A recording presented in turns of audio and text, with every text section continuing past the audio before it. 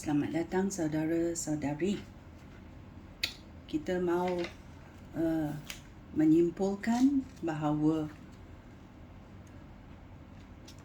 penyembahan itu sangat penting dalam perjanjian lama.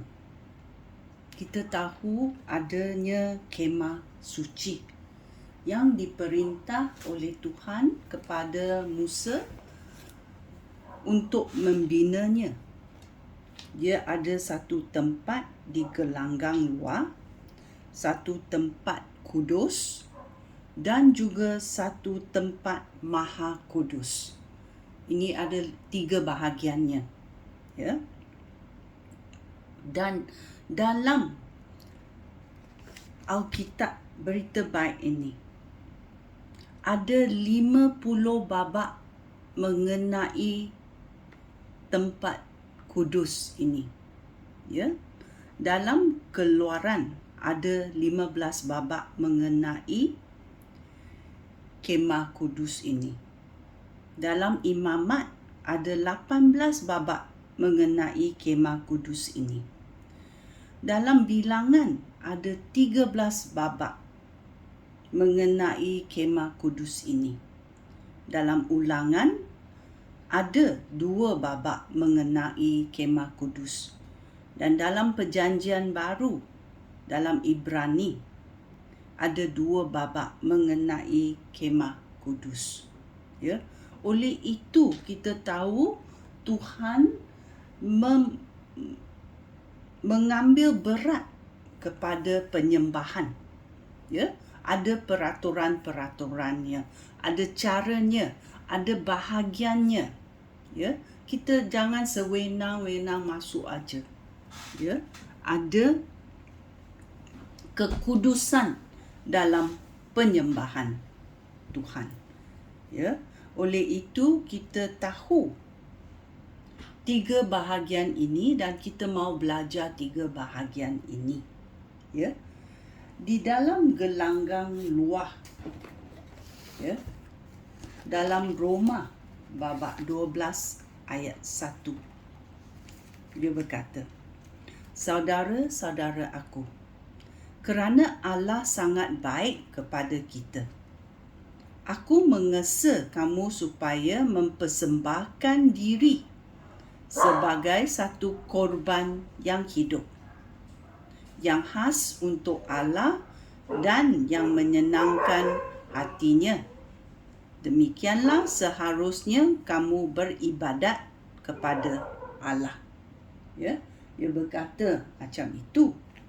Ya, di gelanggang luar apa yang harus kamu buat, apa yang kamu harus mengorbankan. Ya,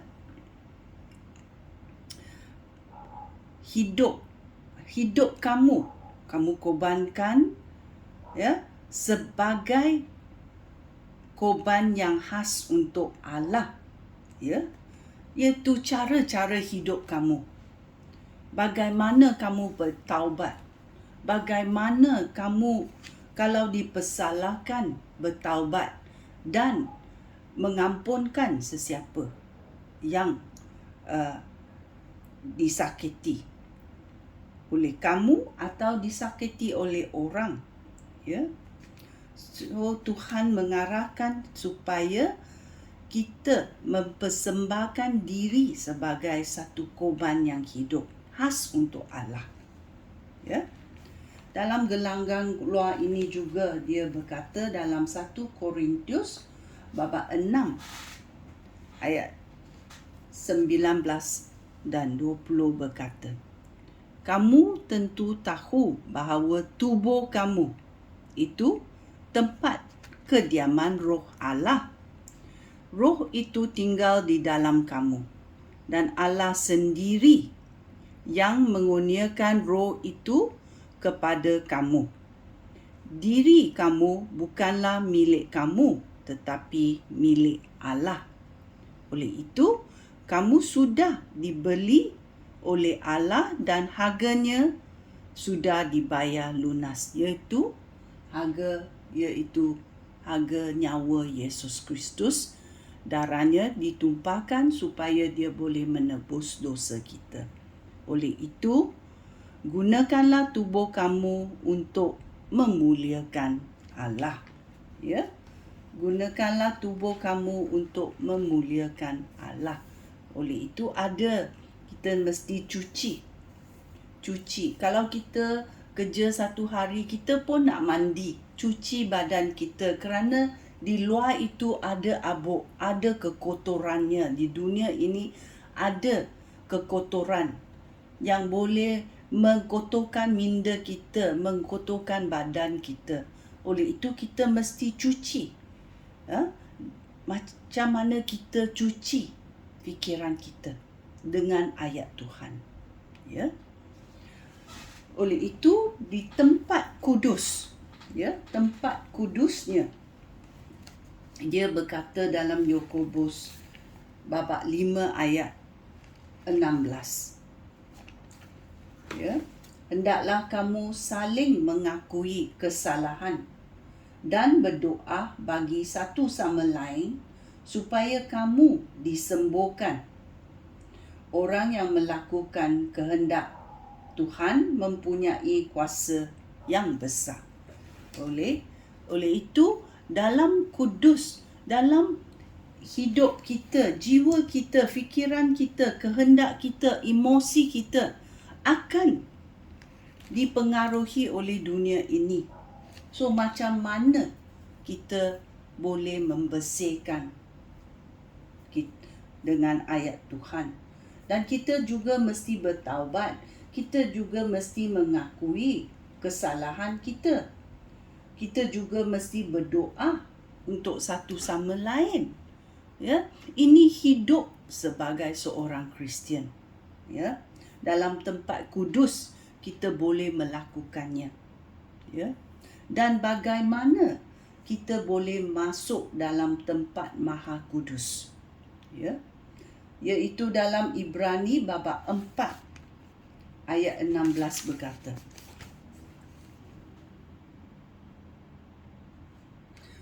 oleh itu, marilah kita dengan penuh keberanian menghadap takhta Allah, kerana di situ rahmat Allah melimpah.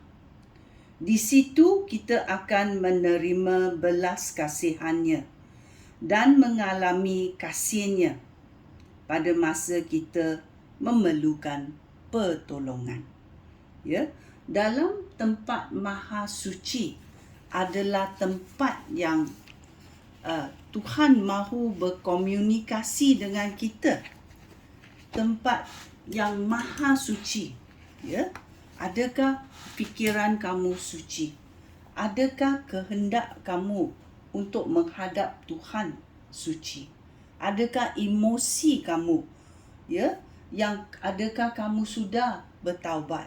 Adakah kamu sudah mengampunkan orang yang salah kepada kamu?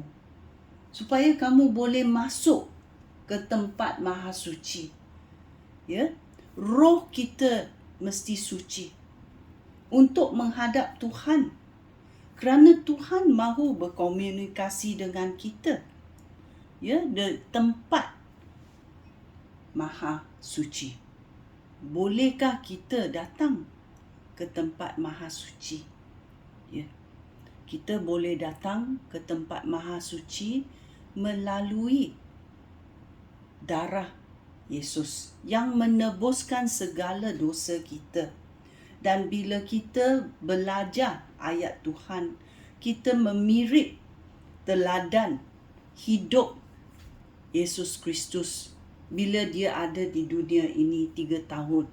Ya, bagaimana caranya, bagaimana dia hidup, bagaimana dia membimbing pengikutnya, bagaimana dia menyembuh orang.